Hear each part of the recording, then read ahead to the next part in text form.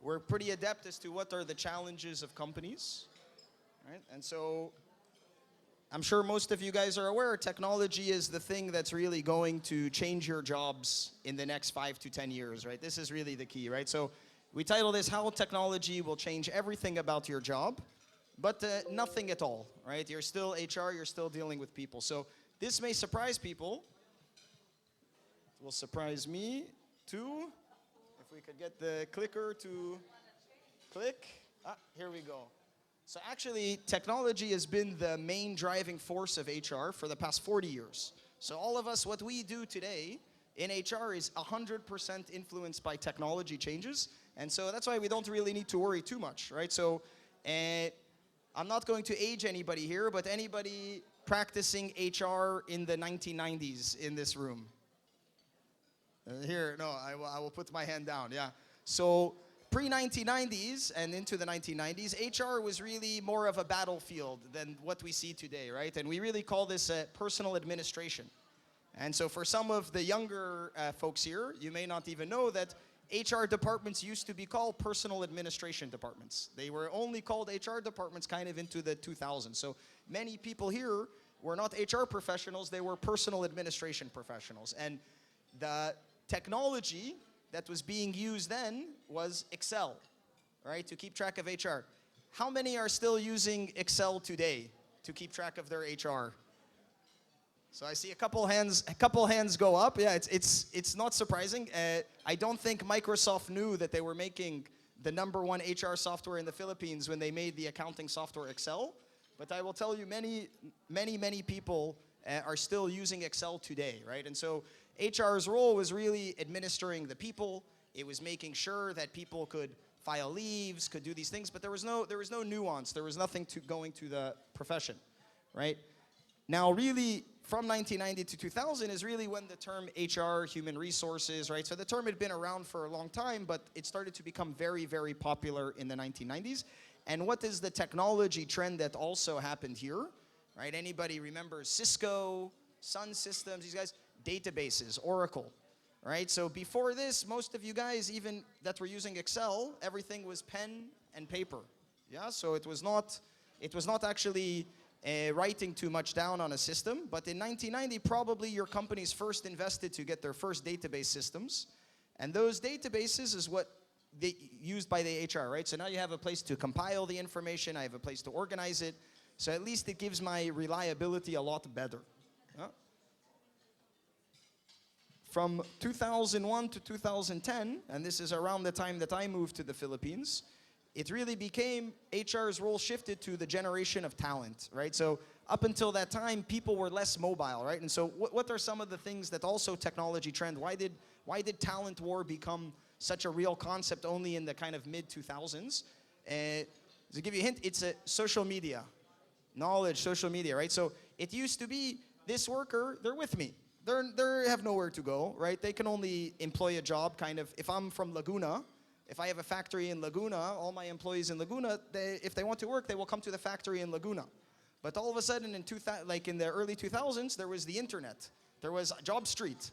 I could apply for a job across the country. I could apply for a job in Davao. I could apply for a job in Northern Luzon.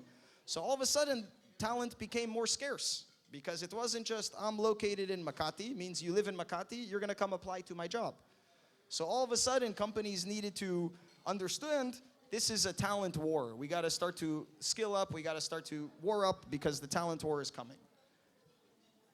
Really now what we see is the current one, this is the years that we're out now, is what we call Generation Tech Up, right? So it's really, for me, even globally it's around 2010, but even for me in the Philippines, it's only in the past 3-4 years that we really see companies investing heavily into HR technology. Prior to this, it was just unimportant to them. We used to talk to companies, of course HR, so you will talk to CEOs and you will ask them, what is the most important problem you face? And they will say manpower. And then you will say, how important is HR in your company? And they will say about 7th or 8th importance, right? Sales is #1. So how do you reconcile that? If manpower is your #1 problem, then HR should be your #1 solution, right? And so it's starting to happen now. This is really in the time that we're talking today, that people are starting to realize hey, I need to really tech up my HR. I'm gonna put some budget to that because my people are my most important asset. I'm gonna start to invest in it. So this is why it's so key for you guys now as you take away key things from this conference and this meeting is now is the time to propose technology solutions to your companies, right? Their mindset is of, I want to tech up my organization. I want to tech up my HR. I'm willing to spend some money to do this, right? But they need you guys as HR champions to push these ideas across to them. What is possible in technology? And now we talk about 2020 and beyond, the future. And this is something that we really champion here. It's a model known as high impact HR. I don't know if anybody here in the room has heard of the operating model of high impact HR. But it's basically the concept of looking at HR instead of purely administrative function, they become an operating unit within the company, right? Because every initiative that the company will do, every sales initiative, every marketing initiative, every product development initiative, ultimately will have one common denominator, people. There's people that need to do all of these things. So understanding the role that HR plays in even these operating units will become incredibly important in the future and beyond. So for us, I would just try to talk to you guys six very exciting trends. I know everyone is sitting on the edge of their seat with excitement, but I'll give you 6 exciting trends that we think will disrupt HR in the next 10 years. Yeah? So trend 1 is big data, right? I'm sure everybody's heard of this term, big data. Very, very popular companies like to talk about it. What exactly does that mean? So those database systems that I talked about in the 90s, they've now matured quite a lot. So actually your company has a tremendous amount of data on you. Even software like ours, Solarium, we're able to capture so much time and attendance data that we can help companies make intelligent decisions. Hey, which department has the most frequency of overtime errors? Which department is doing this the most frequently? So this gives companies very, very big data sets that they didn't have access to before. And we're gonna start to see it more and more leverage. Mobile applications, right? So mobile apps, you know, it's still only in the now time that we really start to see every company absorbing mobile apps. The cost is getting cheaper and cheaper. Data is getting cheaper and cheaper. I think smartphone penetration is only going in one direction in the Philippines, right? Up. You even have now mobile phones in the Philippines being sold at under 1,000 peso. You have smartphones that go for 800, 900 peso. Some made in China, some made here in the Philippines. So we start to see, you know, we sell a mobile technology maybe for 6 years. At the start of it 6 years ago, companies would ask us, hey, not all of my employees have smartphones. I can tell you today it's a non-issue. Even companies with blue-collar employees, they recognize the smartphone penetration even in those companies is in the 60, 70, 80%, and it will only go to 100. Smartphones are not a fad. They're not gonna go away. Everyone's gonna keep getting more and more of them. The next trend we see going very much, of course, is social media, right? This is very, very popular in the Philippines. It's popular everywhere, you know, so I will not, this is non-generational. I was sitting in a talk once where the speaker was saying how much Generation X and the millennials are using their smartphone. And everyone was nodding in agreement in Facebook. Every single one of those more mature people also had Facebook on their phone and were checking it in the middle of that talk. So it's a misconception that only youth are using Facebook. Social media is a huge component to every company. So again, we know that recruitment is so heavily relying on social media, right? People share it. You can get people to promote a lot in your company through social media. The same is a negative effect, right? Every social media, if people start to post, hey, don't go work at company X. They have this and this problem on social media. You really need to deal with it. Otherwise, it's going to impact your business tremendously, right? So never have we been under the spotlight more than we are now in this day and age. Cloud technology and SaaS tools, right? So this is really where Solarium, we come in as one of the SaaS products. This is still disrupting the industry, right? So again, most of the companies that we sell Solarium to, they are moving from an Excel-based system. It's not that we're disrupting another payroll software company. Majority of the clients that we meet, they don't have any software. We're their first cloud tool that they get. So we see this still as a growing, disrupting trend. And then this is also quite good, is something known as, I don't know if you guys have heard of this term, it's called BYOD, bring your own device, right? And so why is this shaping up so much? Is again, as we said before, every single person in the Philippines will have a smartphone very soon. Do you think they really want two smartphones? One from the company and one from you? It's just a hassle, actually. I don't want to carry around the two phones, right? So companies are starting to realize, why do I need to leverage this device? Why do I need to buy my employee two devices? I can just create a policy and give the device to my employee, and then I'm going to save the company buying the device. And also employees, they don't want to carry two smartphones. Who wants, I want one phone. I don't need two phones to check all the time. And the last trend that we see really disrupting some industries is wearable tech.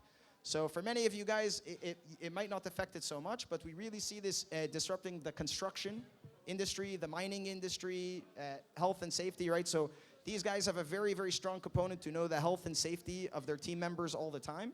They need to know, especially when there's a site accident or there's some specific issue, who is in the area, have they been evacuated? And so we really see wearable tech as powering this. We get more and more companies wanting to integrate their wearable tech into the Celerium solution.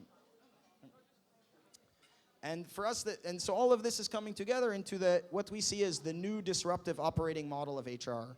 And this is called high impact HR, right? So this is a paradigm shift from how HR used to be asked to think about, how companies thought about HR in their heads. And it's talking about shifting it from rationalization to optimization, right? So understanding that HR is an operating business unit. It's not just there to support. It's not just there to file papers. It actually has a tremendous value in the company. And what we try to is to shift companies from what we call the traditional HR value chain, right? So this is how companies were seen, right? Employees are almost like you're an assembly line for the employee. They start there, you have to attract them, then you motivate them, then you're engaging, you're developing, retention performance. Really, till the day they start, okay, we move them through and get them out. And really, this is what actually high impact HR is transforming. So this looks pretty simple, yeah? This is high impact HR, right? So much more complex, right? But the complexity, if you will note, is how you will interact with the HR. That HR is injected from the executive leadership into each operating unit. This is really the role that HR needs to come. As we say, every single thing a company does is involving people. It cannot function without people. So traditionally, HR is asking you to be federated, a generalist, very static, administrative, like there's a technology. So already we're here talking about technology. I'm telling you, technology is already the old term. We need to get into the new term, which is experience, right? Your employees, your stakeholders internally, they don't want to have technology, they want to experience technology, right? And this is really what we do at Celerium, is we turn time, attendance, and payroll into a positive experience for the employee, because we understood that every time the HR interacts with the company and the employee interacts with the HR is an opportunity for either the HR to give a positive experience or a negative experience, right? And so what we try to be in the business is make every single interaction positive so that you guys can keep functioning forward. So for us, HR can be split into two main categories, right? So you have business execution, and that's we see, but what we really focus on is the personnel management, right? We want to solve this problem once and for all, so you guys are not personal administrators anymore. The software is a personal administrator, and you only focus on business execution. So the impact, of course, for the business is you are going to make HR departments take a more strategic role in the company, right? Employees become the decision makers. We eliminate silos, bridge gaps. And for HR, of course, every single thing in HR must be streamlined. If we're asking HR departments to do so much more, to participate in the decision making, into the execution of projects, it means you cannot be spending a single minute on administrative tasks. You don't have that minute anymore. That minute must be done by a technology solution. So I'm here to tell you, don't fear the change. Yeah, this is something that we see, like, embrace the change. Don't fear the change. We talk to many HR, as I say, everything that you hear about AI and all this technology, we're very, very far away from this. We need people. Every company needs people. I'm a technology company building the cutting edge technology.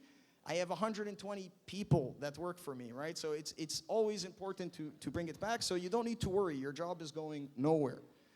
ATMs did not replace banks, right? So there was a big fear. Again, for some of the younger ones, I wouldn't know anything about this, but back in the 90s when ATMs started to roll out, bank tellers protested.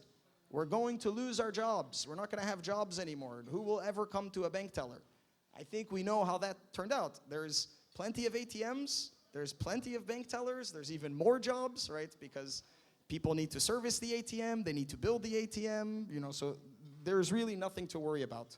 Humans are still the main focus of human resources. They will be for a very long time. As I say, this idea that we will get a very smart computer that will be like Skynet or in Terminator, guys, this is a science fiction. The science reality is a computer will never be able to replicate the human thought. This is more and more scientists are starting to come out with this because the current simulations of AI today is associating similar thought patterns. But true intelligence is the ability to associate dissimilar things. This is what makes humans intelligent, is our ability to look at two things that are not the same and understand the relationship. So don't worry, your job is more than just computation and spreadsheets. In fact, we don't want you to be doing computation and spreadsheets anymore. We want you talking to people. We want you interacting with the people.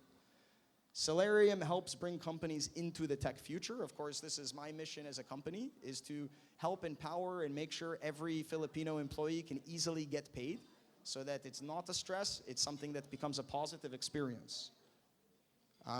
Thank you guys for being so attentive. I really appreciate it. I know it's very hard during a meal to pay attention to speaker, but I very much appreciate it. Anybody have any questions? Also happy to answer. I will be here after. Anything to do with technology or any fears you guys may have. Hey, this is going to disrupt my company, or I'm worried I'm going to get replaced. Don't worry. There is a defensible strategy against that and ways to talk to your management. So thank you everybody again for allowing me to talk, and enjoy the rest of the afternoon.